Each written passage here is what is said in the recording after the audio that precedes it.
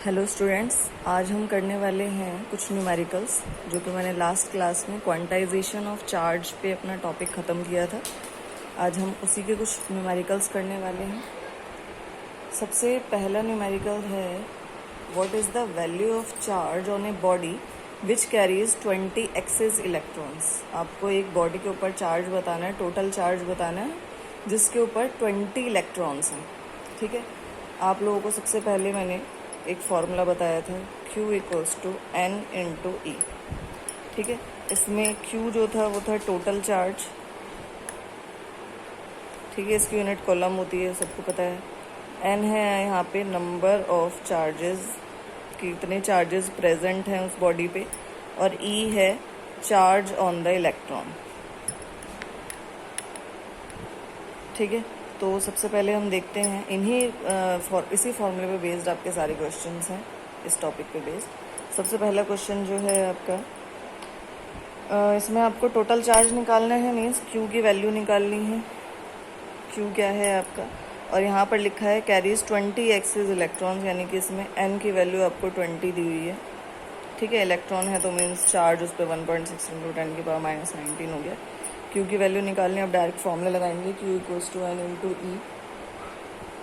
Q equals to N की value 20 और E की वैल्यू -1.6 इंटू 10 की पावर -19,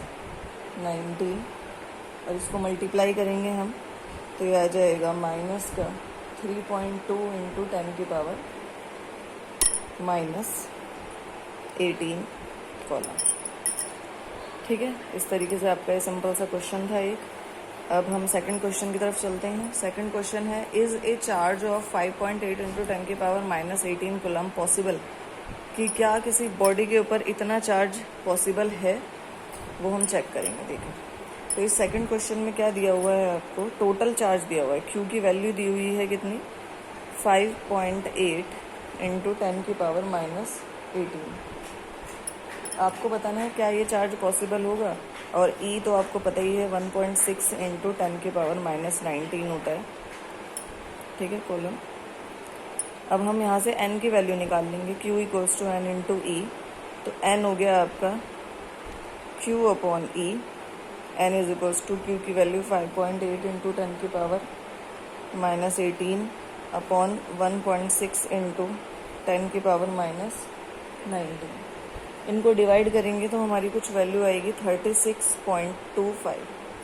अब देखिए, N की वैल्यू मैंने क्या बताया था, N की वैल्यू आपकी 1 2 3 4 इस फॉर्म में होती है। ठीक है, लेकिन यहाँ पर क्या फ्रैक्शंस में आ रही है value.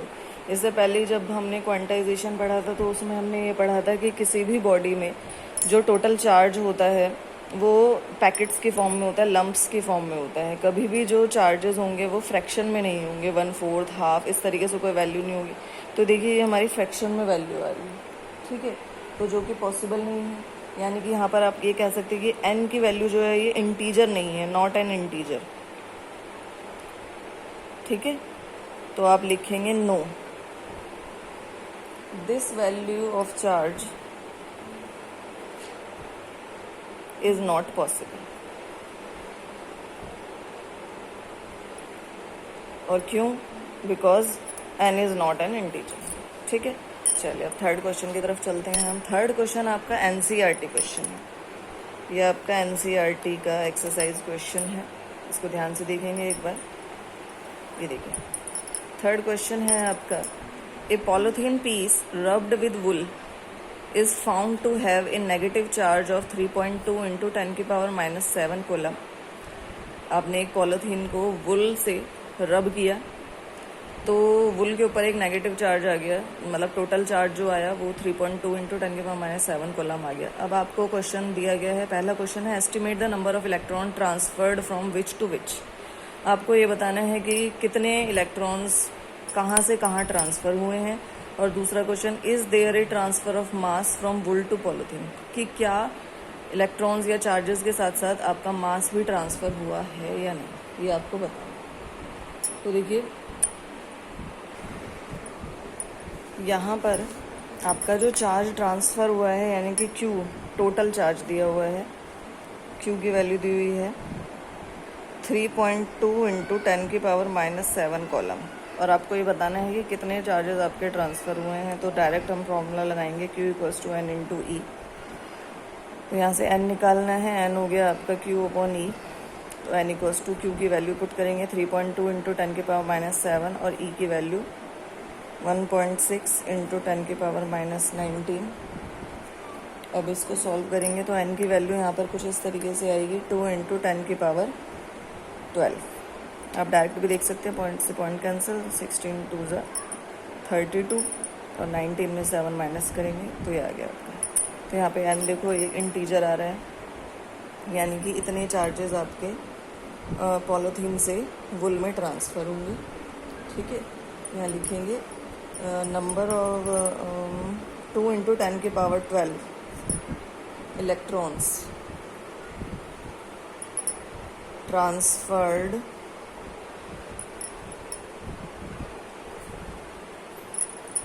from polythene piece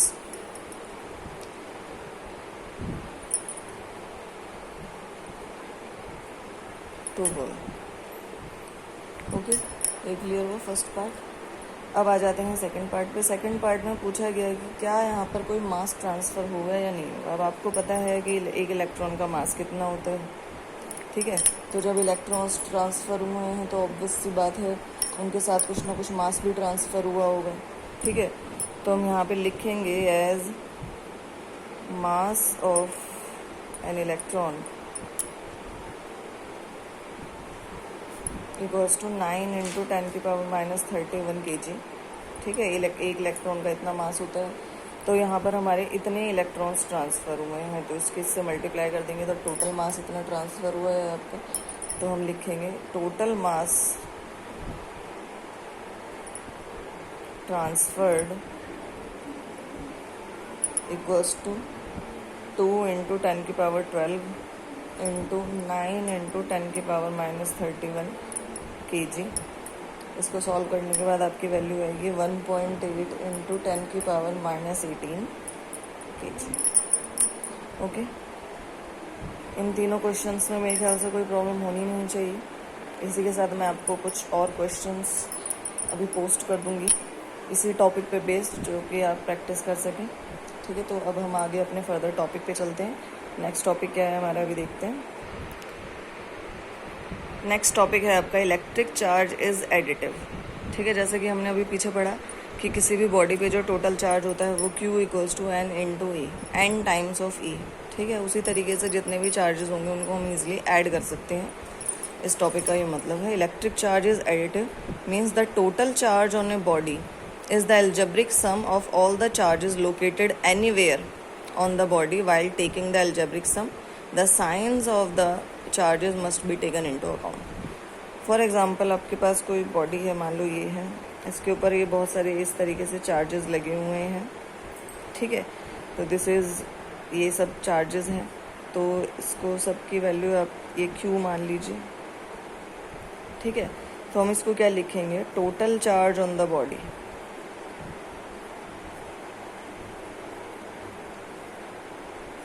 equals two plus Q plus minus Q और प्लस क्यू। कैसे, plus Q plus minus Q, फिर प्लस माइनस क्यू और प्लस क्यू। इन सबको देखिए ऐड कीजिए, माइनस क्यू और माइनस क्यू दोनों कैंसिल आउट हो गए। आपका जो टोटल चार्ज बचा वो क्या बचा, क्यू। समझ में आया। किसी बॉडी पे मान लो let a body have 2 charges। कि अगर एक बॉडी के ऊपर 2 चार्जेस हैं plus 2Q and plus Q।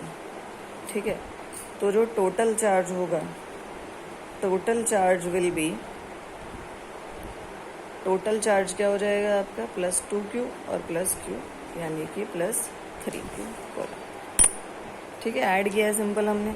और उसी तरीके से अगर हम मान ले let a body have charges plus 2Q and minus Q। ठीक है, तो जो टोटल चार्ज हो जाएगा वो क्या हो जाएगा आपका plus 2q and minus q, यानी कि यहाँ से क्या आ गया q। इस तरीके से आपका ये टॉपिक है कि इलेक्ट्रिक चार्जेस एडिटिव, आप चार्जेस को इजीली ऐड कर सकते हैं। ओके, बस इसमें आपके जो भी चार्जेस के साइंस होंगे वो भी आपको साथ में लिखने पड़ेंगे, उसी के बेसिस पे आप कैलकुलेशन करेंगे। ठीक है, चलिए नेक्स्ट टॉपिक आ जाता है आपका conservation of electric charge. Conservation of electric charge, जैसे कि आपने पहले भी पढ़ा होगा conservation of energy. Conservation of energy आपको अच्छे से याद होगा, energy neither be created nor be destroyed, only transformed from one body to another. वही सेम आपका यहाँ पे चार्जेस के ऊपर अप्लाई होता है कि चार्जेस भी आपके क्या होते हैं, कंजर्व होते हैं। अगर हम एक किसी चीज़ को दूसरी चीज़ से रब करते हैं तो चार्जेस एक बॉडी से दूसरी बॉडी में ट्रांसफ़र हो जाते हैं। तो वही सेम स्टेटमेंट यहाँ पर भी यूज़ करेंगे आप, चार्जेस नाइदर बी क्रिएटेड या nor be destroyed, they only transferred from one body to another body. जैसे कि यहाँ पर मैंने लिखा है व्हेन वी रब a glass rod with silk, A positive charge appears on the rod, measurement shows that in this process A negative charge of equal magnitude appears on the silk. कि आपने क्या किया, एक ग्लास रॉड को silk के साथ रब किया तो रॉड के ऊपर आपका एक पॉजिटिव चार्ज आ जाएगा, और जितना पॉजिटिव चार्ज रॉड के ऊपर आया है उसका equal amount of negative charge silk के ऊपर आ जाएगा। ठीक है, तो चार्ज यहाँ पे ना तो क्रिएट हो रहा है ना ही डिस्ट्रॉय हो रहा है, ओनली एक बॉडी से दूसरी बॉडी में ट्रांसफ़र हो रहा है। ठीक है, तो यही था आपका कंजर्वेशन ऑफ चार्जेस।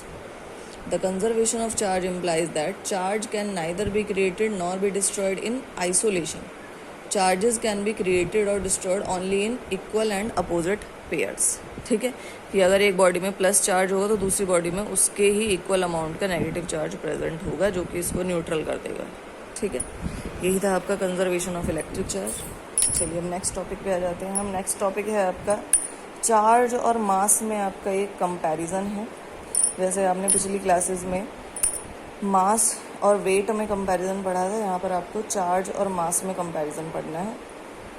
सबसे पहला पॉइंट देखिए, electric charge can be positive, negative और ज़ीरो। चार्ज जो है आपका पॉजिटिव हो सकता है, नेगेटिव हो सकता है या ज़ीरो हो सकता है, लेकिन जो मास है वो हमेशा पॉजिटिव क्वांटिटी होती है, सबको पता है।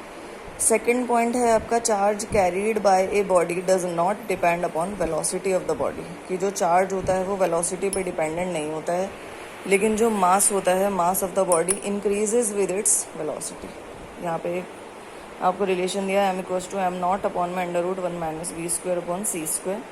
यहाँ पे m जो है वो मास ऑफ द बॉडी है, m नॉट जो है मास एट रेस्ट, कि जब वो बॉडी रुकी हुई है तो उसका मास कितना है। v जो है वेलोसिटी ऑफ द बॉडी,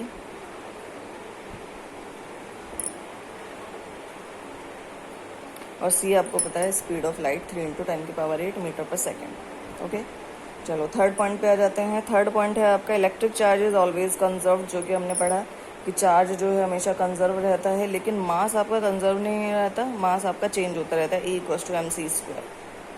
ठीक है, यहाँ पर जो E है और जो मास है ये दोनों डायरेक्टली प्रोपोर्शनल है। मास बढ़ेगा तो एनर्जी बढ़ेगी, एनर्जी बढ़ेगी तो मास बढ़ेगा, मास घटेगा तो एनर्जी घटेगी। ठीक है, चलो फोर्थ पॉइंट है आपका force between charges can be attractive और रिपल्सिव, जो कि हमने पढ़ा डिफरेंट चार्जेस जो होते हैं वो अट्रैक्ट करते हैं और जो सेम चार्जेस होते हैं वो रिपेल करते हैं। यानी मतलब चार्जेस के बीच में अट्रैक्टिव और रिपल्सिव दोनों ही फोर्सेस होते हैं। लेकिन अगर हम ग्रेविटेशनल फोर्स की बात करें, ठीक है, तो उसमें जो मासेस होते हैं वो उनके बीच में हमेशा फोर्स ऑफ अट्रैक्शन लगता है। ठीक है, तो ये आपका चार्ज और मास के बीच में एक छोटा सा डिफरेंस था जो कि हमने समझ लिया है। अब आपका नेक्स्ट टॉपिक आता है, नेक्स्ट टॉपिक है आपका कूलम्ब्स लॉ। कूलम्ब्स लॉ आपने पढ़ा ही है 9th क्लास में, आप लोगों ने पढ़ा होगा कि किन्हीं दो मासेस के बीच का जो फोर्स ऑफ अट्रैक्शन है वो डायरेक्टली प्रोपोर्शनल होता है उनके प्रोडक्ट के, और इनवर्सली प्रोपोर्शनल होता है उनके बीच के डिस्टेंस के स्क्वायर के। ठीक है, तो एक बार मैं दोबारा बता देती हूँ कि force is directly proportional to m1 m2, ठीक है, और force is inversely proportional to 1/r², इनके बीच का डिस्टेंस। जैसे कि आपके दो ये ऑब्जेक्ट्स हैं, इसका मास m1 है, इसका मास m2 है, इनके बीच का जो डिस्टेंस है वो r है, तो आपका जो फोर्स है directly proportional m1 m2, directly inversely proportional r²। तो आप डायरेक्ट आपका फॉर्मूला बन जाता था F is proportional to m1 m2 upon में r स्क्वायर, और यहाँ से आप इस प्रोपोर्शनल के निशान को हटा के यहाँ पे g लगा लेते थे अपॉन में r स्क्वायर, ठीक है, जो कि प्रोपोर्शनैलिटी कांस्टेंट होता था, ग्रेविटेशन कांस्टेंट होता था, यूनिवर्सल ग्रेविटेशन कांस्टेंट होता था। लेकिन अब यहाँ पर इन मास की बजाय हम यहाँ क्या ले रहे हैं, चार्जेस, कि आपके दो चार्जेस हैं Q1 और Q2, इनके बीच का डिस्टेंस जो है वो r है।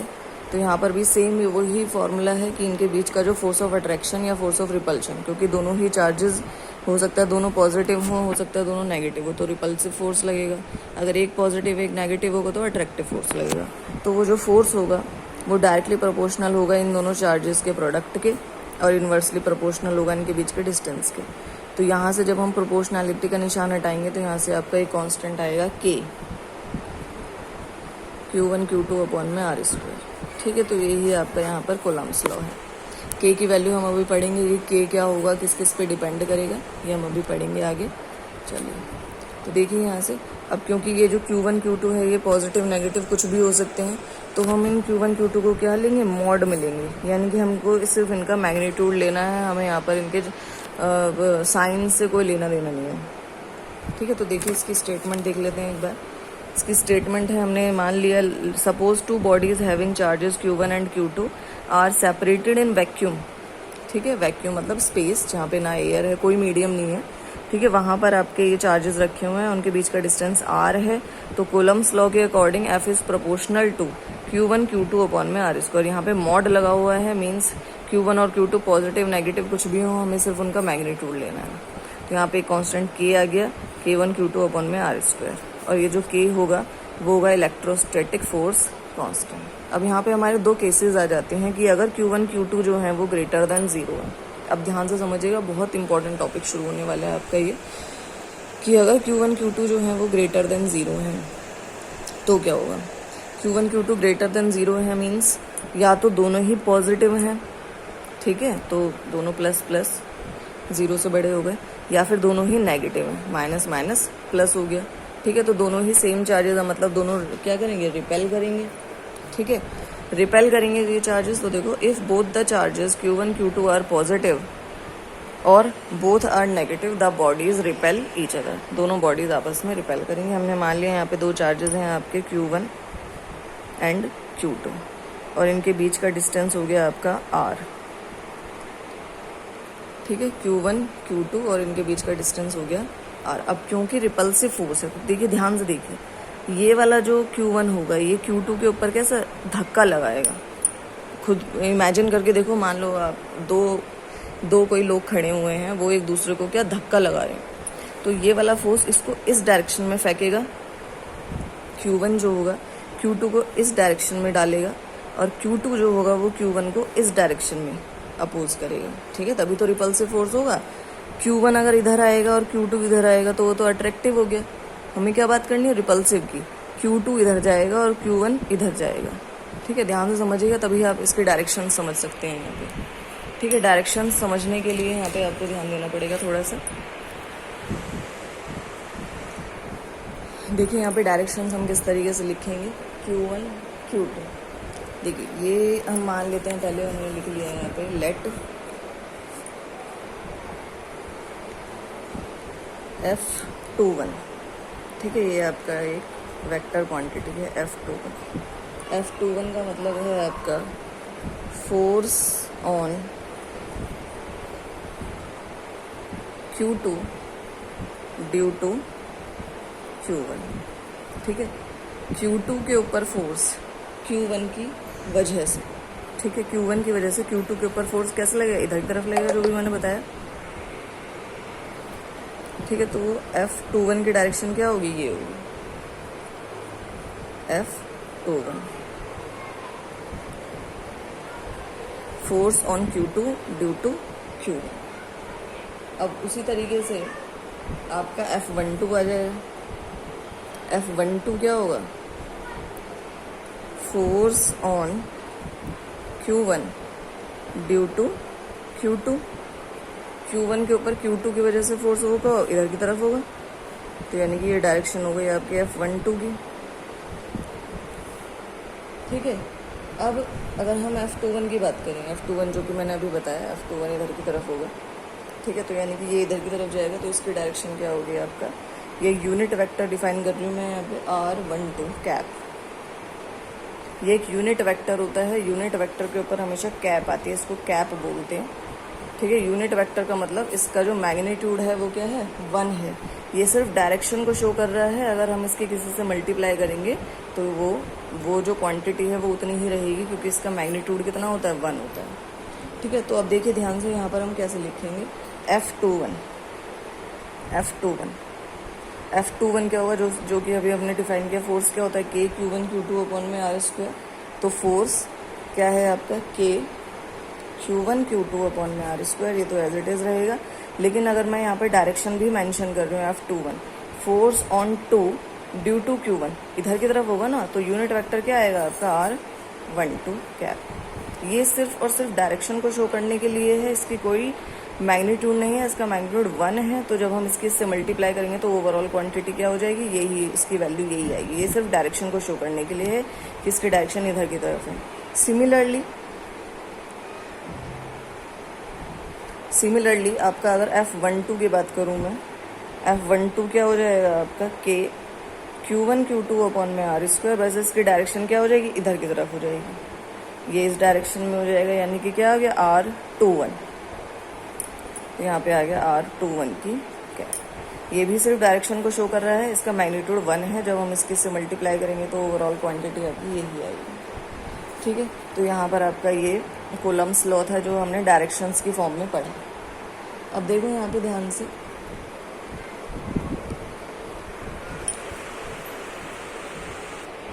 ठीक है, ये आपको समझ में आया होगा ये वाला केस कि अगर Q1 Q2 ग्रेटर देन 0 है तो आपका ये होगा। अगर उसी तरीके से केस 2 है आपका,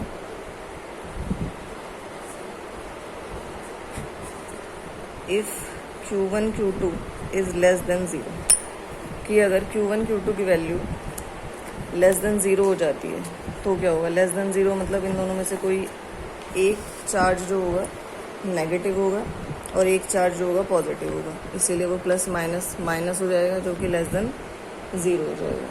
उस केस में भी देखिए क्या होगा, उस केस में क्या होगा, आपके दो चार्जेस हैं Q1 Q2, इनके बीच का डिस्टेंस है R। अब देखिए, अब क्योंकि ये अट्रैक्टिव फोर्स है, अट्रैक्ट करेंगे ना दोनों, एक पॉजिटिव है एक नेगेटिव है, तो ये इस डायरेक्शन में आएगा और ये आपका इस डायरेक्शन में आएगा। ठीक है, तो आपका जो F12 हो जाएगा, या हम F21 लिखें अगर, तो क्या होगा, K Q1 Q2 अपॉन में R²। अब देखिए इसकी डायरेक्शन क्या होगी, रिवर्स हो जाएगी। पहले जो आपका F21 था, F21 इस डायरेक्शन में था, अब आपका जो F21 है, force on 2 due to Q1, वो क्या है, इस डायरेक्शन में, this is F21 and this is F12। ठीक है, अपोजिट डायरेक्शन हो गई ना, तो अब हम इसको क्या लिख सकते हैं, F21 equals to K Q1 Q2 upon में R², और यहाँ पे क्या है, R21 की क्या, और उसी तरीके से F12 जो हो जाएगा वो भी आपका K Q1 Q2 अपॉन में R², R12 की क्या, अपोजिट डायरेक्शंस हो गई पिछले वाले केस से। अब यहाँ पर हम इसे कर क्यों रहे हैं, क्या फ़ायदा है हमें, इससे क्या मिल क्या रहा है, इसे ऐसे करने से हमें क्या मिल रहा है, हम कुछ प्रूव करने वाले हैं। क्या प्रूव करने वाले हैं, क्योंकि हमें पता है ये जो दोनों डायरेक्शंस हैं R21 और R12 दोनों रिवर्स हैं, तो इसको मैं क्या लिख सकती हूँ, R21 equals to minus of R12। समझ रहे हैं बात को, ये जो है ये इस डायरेक्शन में और ये इस डायरेक्शन में, अगर मैं इसको इसके बराबर लिखना चाहती हूँ तो इसकी डायरेक्शन अपोजिट कर दूंगी मैं। ठीक है, ये इस डायरेक्शन में, इस डायरेक्शन में, अगर मैं इन दोनों को बराबर लिखना चाहती हूँ तो इसकी डायरेक्शन रिवर्स कर दूंगी। वही तो करा है मैंने, R21 equals to minus of R12 लिख दिया। तो अगर मैं यहाँ पे R21 की जगह माइनस R12 लिख देती हूँ तो देखिए क्या होगा, F21 equals to K Q1 Q2 upon में R² माइनस ऑफ R12 की क्या, ये माइनस बाहर आ जाएगा, F21 equals to K minus का K Q1 Q2 अपॉन में आर स्क्वायर एंड R12 की क्या। ठीक है, तो देखिए ये जो F21 है और ये जो F12 है, क्या ये दोनों देखने में एक जैसे नहीं लग रहे? बस एक माइनस का फ़र्क आ गया है यहाँ पे।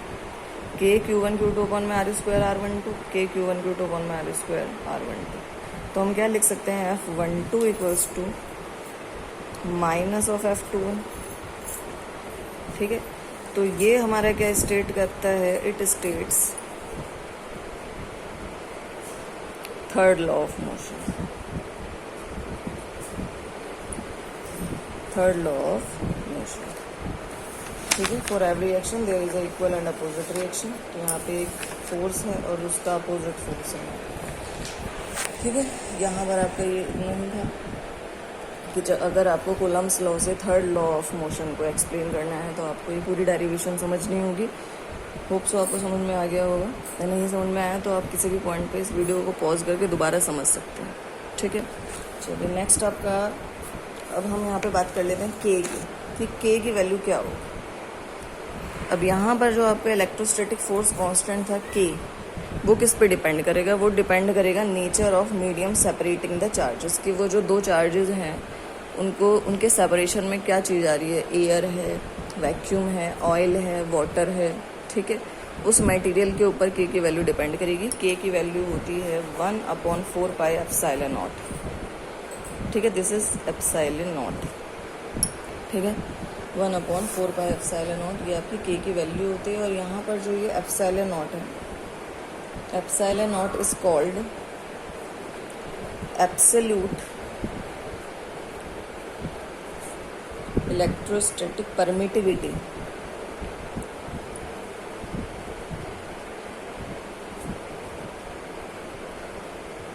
Permittivity of the free space.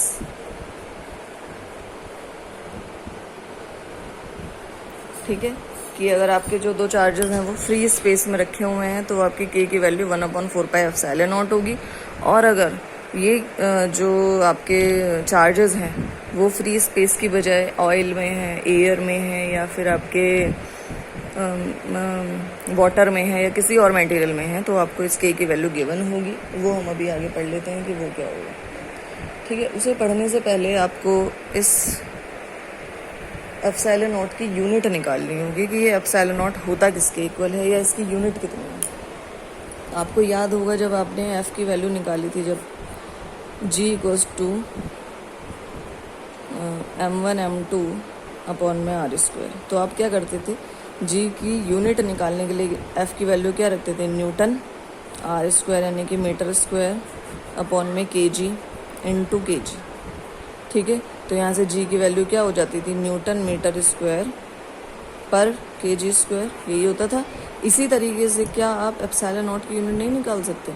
बहुत आराम से निकाल सकते हैं। आप डायरेक्ट लिखेंगे F equals to 1/4 pi epsilon naught Q1 Q2 upon में R स्क्वायर। तो आप एप्सिलॉन नॉट को ऐसे छोड़ दोगे, 4 पाई तो कांस्टेंट है, इस समय कोई लेना देना नहीं है। फोर्स की यूनिट न्यूटन, कूलम कोलम यानी कोलम का स्क्वायर, मीटर स्क्वायर। तो एप्सिलॉन नॉट की यूनिट निकाल सकते हैं आप इजीली। ये आपका होमवर्क है, ये आप इजीली कर सकते हैं। ठीक है, चलिए अब नेक्स्ट आपका आ जाता है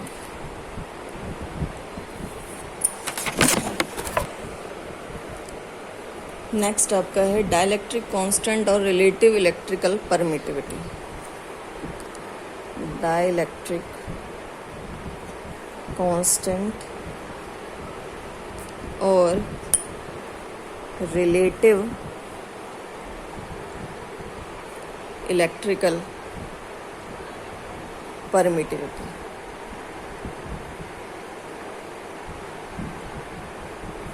ओके, अब ये है क्या? जैसे कि अभी मैंने बताया कि अगर दो चार्जेस आपके फ्री स्पेस में होंगे तो आप क्या यूज़ करेंगे? F equals to 1/4 pi epsilon naught Q1 Q2 upon में R स्क्वायर। लेकिन अगर वो चार्जेस आपके फ्री स्पेस में नहीं हैं, वो किसी मीडियम में है, ठीक है, एयर में है या फिर आपके वाटर में है, ऑयल में है, या किसी और सैंड में है, कुछ भी हो सकता है, तो वहाँ पर जो आपका फोर्स होगा, force in medium equals to वो होगा आपका 1/4 पाई एप्साइलन। यहाँ पर आप एप्साइलन नॉट यूज़ नहीं करेंगे, that is epsilon Q1 Q2 upon में R²। ठीक है, किसी मीडियम में जो फोर्स होगा वो होगा 1/4 pi epsilon not Q1 Q2 upon में Q1 Q2 अपॉन में R²। और यहाँ पर ये जो एप्साइलन है, this epsilon is absolute electrical permittivity, absolute electrical permittivity.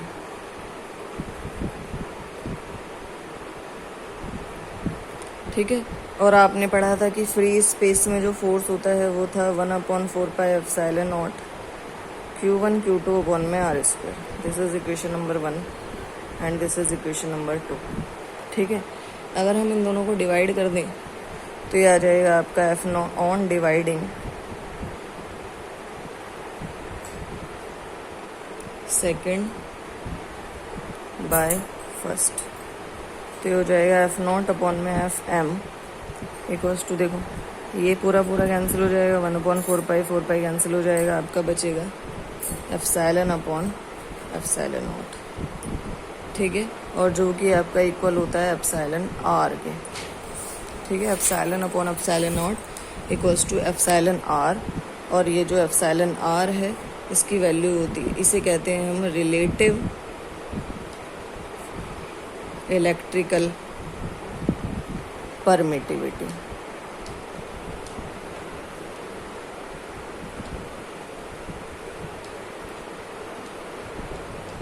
ठीक है, रिलेटिव इलेक्ट्रिकल परमिटिविटी या फिर और डाइलेक्ट्रिक कांस्टेंट K। ठीक है, दिस इज K। अगर आपको एग्ज़ाम में क्वेश्चन में Q1 और Q2 किसी मीडियम में रखे हुए हैं तो आपको इस K की वैल्यू दी जाएगी। इस K की वैल्यू को पुट करने के बाद आप यहाँ से एप्सिलॉन निकालेंगे और एप्सिलॉन को यहाँ पुट करेंगे, तब आपका फोर्स इन मीडियम निकल के आएगा। ठीक है, इसके बेसिस पे आपके बहुत सारे क्वेश्चंस हैं, यानी कि हम डायरेक्ट लिख सकते हैं इसको कि आपका एप्सिलॉन अपॉन एप्सिलॉन R है आपका K के इक्वल। तो अगर आपको एप्सिलॉन की वैल्यू निकालनी है, epsilon upon epsilon naught equals to K के इक्वल है, तो अगर आपको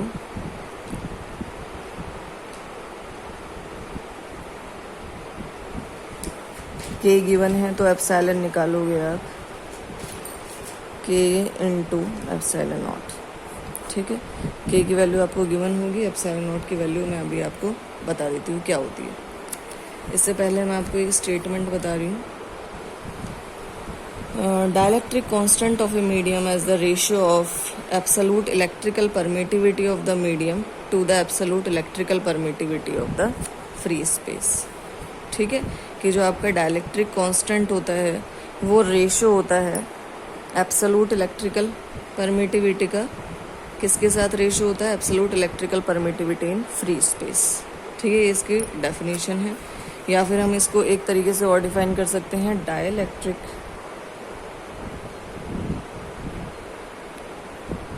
constant of a medium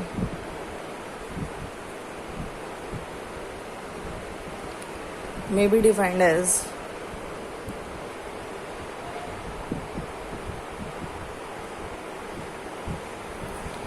be defined as the ratio of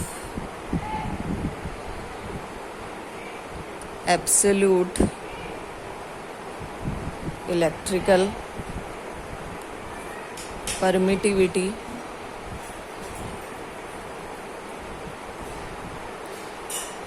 of the medium to the absolute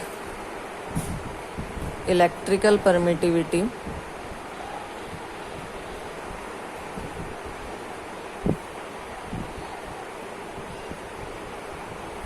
of the free space।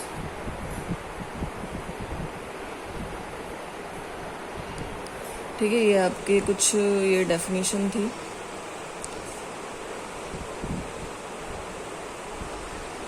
अब यहाँ पे कुछ के की वैल्यूज़ होती हैं फॉर वैक्यूम। के की वैल्यू 1 होती है। एयर के लिए के की वैल्यू होती है आपकी 1.006। हाइड्रोजन के लिए के की वैल्यू होती है आपकी 1.00026। ठीक है, इस तरीके से और भी बहुत सारी वैल्यूज़ होती हैं। जो भी क्वेश्चन में गिवन होगा तो आपको इस के की वैल्यू गिवन होगी, उसको रख के आप डायरेक्ट एप्सिलॉन की वैल्यू निकाल सकते हैं। अब देखिए एप्सिलॉन नॉट की वैल्यू कैसे निकालेंगे। एप्सिलॉन नॉट की वैल्यू निकालने के लिए आपको अभी बताया कि जो के होता है वो किसके इक्वल होता है, 1/4 पाई एप्सिलॉन नॉट के इक्वल होता है। तो अगर हमें एप्सिलॉन नॉट निकालना है तो एप्सिलॉन नॉट क्या होगा, 1/4 पाई के हो जाएगा। ठीक है, और के की value experimentally 9 × 10⁻⁹ newton metre square पर कूलम स्क्वायर। ठीक है, के की वैल्यू ये होती है। तो इसको हम यहाँ पर पुट करेंगे, ये एक्सपेरिमेंटली प्रूव्ड वैल्यू है।